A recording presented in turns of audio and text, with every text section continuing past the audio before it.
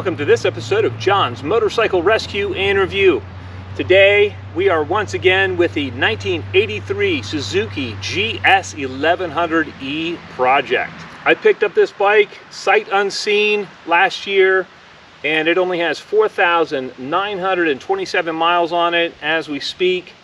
I have been working on this machine and I've just recently completed adding a new handlebar to this bike. I will post a link to the bar I used in the description box of this video. This new bar actually gives me a little bit wider, lower stance as I sit on the bike. I have long arms and the stock bars just had me sitting too upright.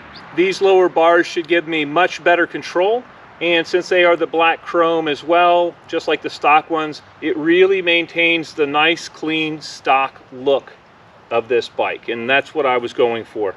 Another thing I did while I was in there, I have just checked all my valve clearances. I had a very massive valve cover gasket leak, and I found there was a little burr on the head where the leak was. It was keeping the valve cover gasket from sealing properly. I gently filed down the head and now everything fits really nicely. I don't anticipate having any leaks, but I'm going to test drive this bike in a little bit here and we will check it out for sure. Several things I did while I was working on that. I checked the valve clearances, I retorqued the head bolts, or head nuts as they're called. I also checked the torque on the cam cap bolts while I was in there, and everything looked good. I didn't find anything that was loose or concerning.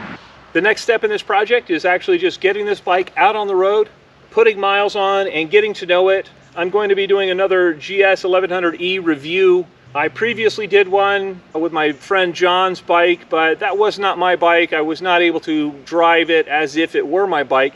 And so I'll do a little bit more in-depth, comprehensive review on this bike once I become more familiar with it, once I can ride it with confidence.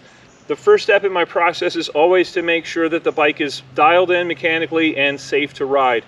And so with the addition of the Spiegler steel braided brake lines, and cleaning the carbs and servicing the bike and setting everything up, making sure all my controls are set perfectly, this bike is really now ready to hit the road. I'm able to put some miles on and get comfortable with it and then do a more comprehensive review, which I'm looking forward to. Once I am more familiar with this bike, we are going to be doing some other back-to-back comparisons as well.